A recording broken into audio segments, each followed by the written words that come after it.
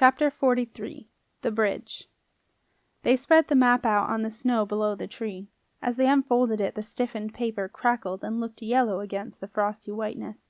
"No, Uller," said Jenna. "You are not sitting here." She held up the missing piece. "Do I have to do anything special?" she asked. "Like say the reunite or something?" "No," said Beetle. He grinned. "It's ready to go." Jenna let go of the circular piece of paper, and slowly it fluttered down. Uller went to bat at it with his paw, but Jenna grabbed the cat and held him tight. The missing piece hovered for a few seconds above the hole, turning this way and that, deciding which way to go, and then, to the accompaniment of "yay," it slipped into place. Snorri's map was complete once more. "That's amazing," said Jenna. "You can't even see the join." Beetle inspected the map with a professional air. "Nice work," he said. Septimus took his enlarging glass from his apprentice belt and held it over the center of the map. As the glass passed across, they watched the minutely annotated details rendered in Snorri's neat hand spring into focus. They saw an octagonal building shaded a delicate gray. In heavy letters over the gray, Snorri had written, "House of Forks." In the middle of the octagon, Snorri had drawn a key, and wrapped around the outside of the octagon was a huge snake. The House of Forks was on what seemed to be an island, connected to the surrounding land by a spidery contraption of a bridge. Beside the bridge was a tree, and a small figure with an arrow pointing to it. Snorri had written in tiny writing, "Beware the toll man." She had also written the words, "Bottomless pit," across the gap that the bridge spanned. But Septimus did not care. He was so relieved that the quest had not taken them away from the House of Forks after all, that he felt he could walk over 100 bottomless pits if he had to, although he would rather not. One was quite enough. With Uller securely ensconced in her backpack, Jenna stood for a moment between the two soaring pillars that formed the gateway to the bridge. She looked up and saw it rise, black and spider-like, into the white air, its thin wire ropes shining with damp. The fog swirled around her feet, and a long, low wail came from somewhere far below. Jenna swallowed hard. This was the way to Nico, she told herself, and this was the way she would have to go. She stepped between the pillars and onto the icy dusting of unmarked snow that lay on the first precarious plank. Ahead of her the line of planks rose up into a curve and disappeared into the fog. Jenna put out her hands to take the wire handrails. They were taut, cold, and felt frighteningly flimsy. Aware that Septimus was right behind her, Jenna gathered her courage and took another step forward. The bridge gave slightly under her weight. She froze, horribly aware that there was nothing but a thin plank of wood between her and a plunge to oblivion, but she was determined not to show how scared she was. "It's fine," she said brightly. "Come on, Sep." Septimus did not move. "Go on," said Beetle. He gave him a gentle shove, and Septimus stepped onto the bridge. Jenna moved up a couple of paces. Once again the bridge swayed. In a panic, Septimus grabbed the wire handrails. "Wait for me," said Beetle, sounding more confident than he felt. He stepped onto the bridge, which moved once again. Septimus felt sick. He had been determined to walk across the bridge calmly, as though it was no more than a few feet above the ground, but suddenly he knew he couldn't. Jenna glanced back and saw that Septimus's green eyes were wide with fear. "It's okay, Sep," she said. "The trick is to just take one step at a time. One foot in front of the other is all you have to think about. It doesn't matter how long it goes on for, because we know we are going to get to the other side. All we have to do is put one foot in front of the other, okay? It's easy." Septimus nodded. His mouth was too dry to speak. Like a trio of snails creeping along a washing line, they set off up the bridge with Jenna counting out the steps. 1, 2, 3, 4, 5. "That's it, Sep. You're doing great. Look how far we've gone already." "Oh no, I didn't mean that. No, don't look. Keep going, keep going. 10, 11, 12, 13. Septimus obeyed, putting one foot in front of the other like one of Ephaniah's automatons. Unblinking, he stared straight ahead into the mist. The scene before him was oddly unchanging. Always a few feet of bridge in front of them, rising in a gradual curve and disappearing into the whiteness. Sometimes a gust of wind blew some of the mist away, and revealed a little more of the stretch in front. But Septimus did not see it, as whenever that happened he closed his eyes until the bridge stopped swaying. But closing his eyes did not take away the terrible wails and despairing cries that issued from the bottomless pit. As they progressed along the wobbling planks, clinging onto the ice-cold handrails, with numb fingers, the cries became louder and ever more desperate. These bothered Beetle more than the bridge, and he began to sing his own very special tuneless version of an old castle favorite. How much is that weasel in the window? For the first time ever, Septimus did not object. And so, to the accompaniment of Beetle's drone, which was at times hard to distinguish from the moans far below, they put one foot in front of the other, and climbed the ever-ascending curve. They had probably been no longer than a quarter of an hour on the bridge, when Jenna said, "It's flattening out. Can you feel it? We must be nearly at the top." At the mention of top, Septimus had a sudden vision of them and suspended in the middle of nowhere. The dizzying absence of earth traveled up from the soles of his feet and made his head spin. He swayed backward. Beetle caught him, and the weasel song stopped. "Hey, steady, Sep. Easy does it." Septimus could not move. His hands gripped the wires, his knuckles white. Jenna felt his fear seeping into her, too. A long, desolate lament drifted up from the chasm, rising and falling as if telling the lonely tale of the lost souls who inhabited the fog. Septimus listened, entranced. He felt an overwhelming urge to let himself fall into the soft pillow of fog and join the voices below. He loosened his grip on the handrails. At that moment, a patch of fog lifted, and Jenna saw a large black bird fly across their path. She gasped in surprise. Septimus woke from his trance. "Jen, what is it?" he croaked. "Nothing, Sep." But the flight of the bird had triggered her thoughts. "Sep, the flight charm, remember?" At Jenna's words, Septimus felt as if the fog had cleared from his mind.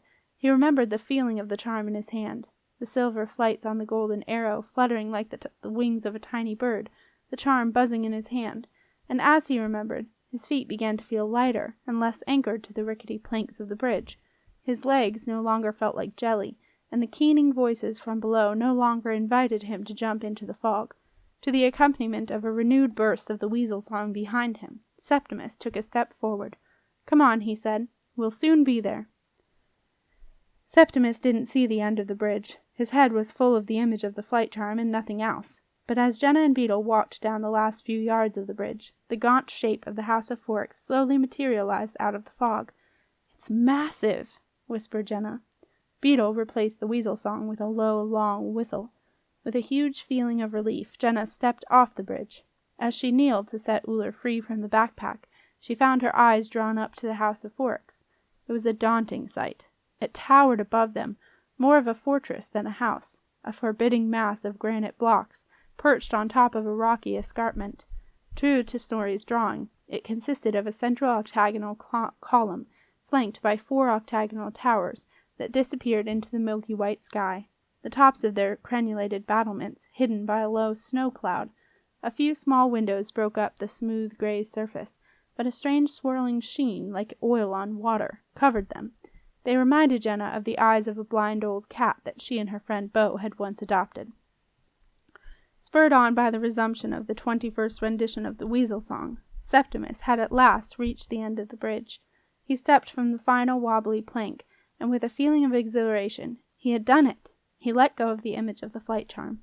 His feet felt heavy once more, and his boots settled firmly back onto the ground.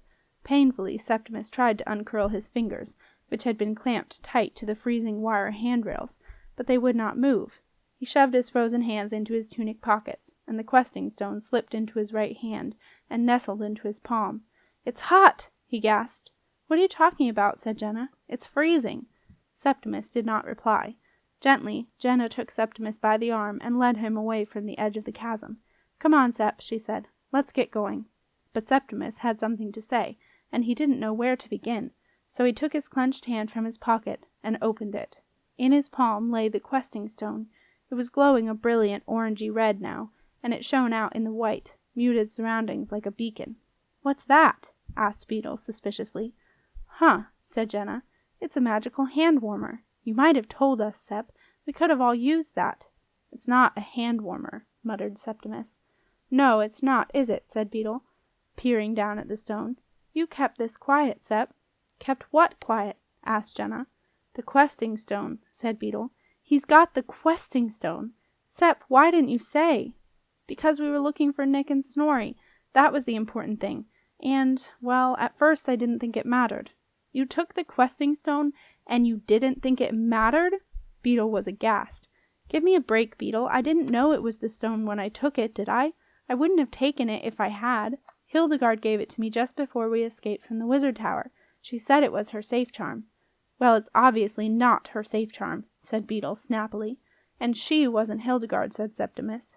"What's going on?" asked Jenna crossly. "Who wasn't Hildegard? Tell me."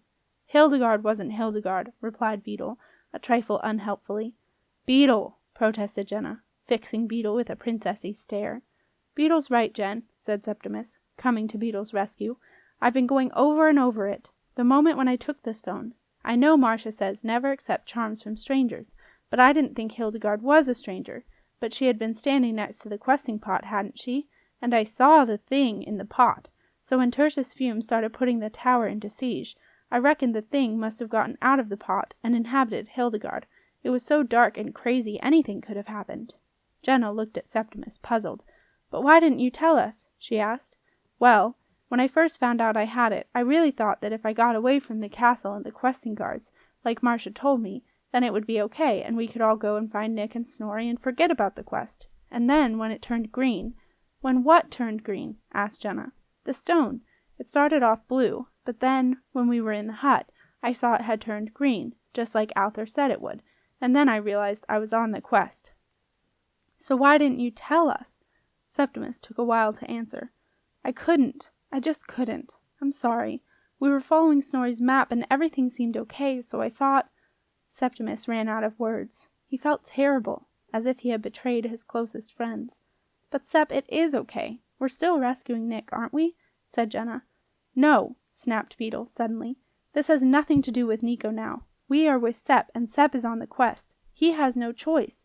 Once you accept the stone, your will is not your own. Isn't that right, Sep?" Septimus nodded miserably. Jenna shook her head in disbelief. "No! No way! We are on our quest, for Nick, and look, we've done it." She pointed up to the great octagonal towers looming out of the mists, "because there is the House of Forks." Beetle was adamant. "We don't know that," he said. "We don't know anything anymore. Like I said, all we know for certain is that we are with Sep, and Sep is on the quest. Oh yes, and one more little detail." "What?" asked Jenna quietly, surprised at Beetle's angry torrent of words. "That no one has ever come back from the quest." There was silence as this sunk in. Septimus felt awful. I'm sorry," he muttered. "I'm really sorry." A few stray snowflakes drifted down from the sky. Fiercely, Jenna brushed them from her eyes. She looked up at the great granite fortress looming out of the mist far above them, hoping somehow to find a clue that Nico was indeed there. As she stared at the blind windows, a flight of ravens flew out of one of the towers, cawing. Jenna shivered and pulled her cloak tighter. Uller mewed miserably and rubbed against her leg, his hackles raised. At last Jenna spoke. "Well, if we're on some stupid quest, then that's okay. We'll do it and we'll come back. With Nick. That will show them." With that, Jenna marched off up the steep, zigzag path with Uller at her heels. Beetle and Septimus followed in her wake. "I'm sorry," said Septimus after a few minutes. "I should have told you about the stone." "Yes," said Beetle, "you should have." A few minutes later he said, "Wouldn't have made any difference. I would have still come." "Thanks, Beetle." "Jenna would have too," said Beetle. "Yeah," said Septimus. "I don't think I could have stopped her." "I don't think you could stop Jenna from doing anything," said Beetle with a grin. "Not once she's made up her mind." Halfway up the path, Jenna stopped and waited for Septimus and Beetle to catch up. Snow was falling steadily now, and it seemed as if the only color in the whole world was the fiery orange of the questing stone that shone in Septimus's hand, as he and Beetle emerged from the mist. "You know," said Jenna, "this place reminds me of a story Dad used to tell us about the weary travelers who climbed up to a huge tower in the mist. They got to the door with weird creatures carved all around it, and pulled the bell pull. Ages later, it was opened by a little hunchback figure, who stared at them for hours, and then said in a really creepy voice, 'Yes?' You remember that, Sep?" "Nope," said Septimus. "I was in the young army at that time, probably at the bottom of a wolverine pit while you were listening to bedtime stories." "Oh, sorry, Sep. Sometimes it feels as though you were with us all the time." "Wish I had been," said Septimus quietly. Sometimes he tried to imagine what he had missed, but it wasn't a good thing to do. It gave him a feeling of heaviness that was hard to shake off. They set off once more, walking together, but soon the path narrowed, and they were forced to go on in single file. The path became steeper, winding in and out of rocky outcrops, and as they climbed the air grew colder. Beetle had a feeling that they were near the top. He braced himself for the sight of the snake that Snorri had drawn wrapped around the tower. It must, he thought, be enormous. He wondered what it ate, and then he decided to stop wondering. It wasn't making him feel good. Now the path widened and began to level off. With their boots crunching on fine gravel, they approached the smooth white marble of the wide terrace that surrounded the House of Forks. On the terrace they stopped to catch their breath. In front of them a bank of mist rose, rolling and swirling with the snow, and behind that they could just make out the gray granite of the House of Forks. They glanced at one another. Where was the snake? Stealthily they crept across the terrace, their feet slipping on the damp smoothness of the marble. Septimus held out the questing stone, and like a beacon it guided them through the whiteness to the foot of a flight of wide, shallow steps. "Wait there," Septimus whispered. "I'll go check out the snake." "No," said Jenna. "We'll all go. Won't we, Beetle?" Beetle nodded reluctantly. He hated snakes. "Okay," he said. Cautiously they crept up the steps, Septimus holding the questing stone before him to guide the way. "There's no snake," said Septimus from the mist. "Just a big old door with lots of strange carvings around it." "No snake?" asked Beetle, just to make sure. "No snake," came Septimus's voice. "Not even a tiny licorice one."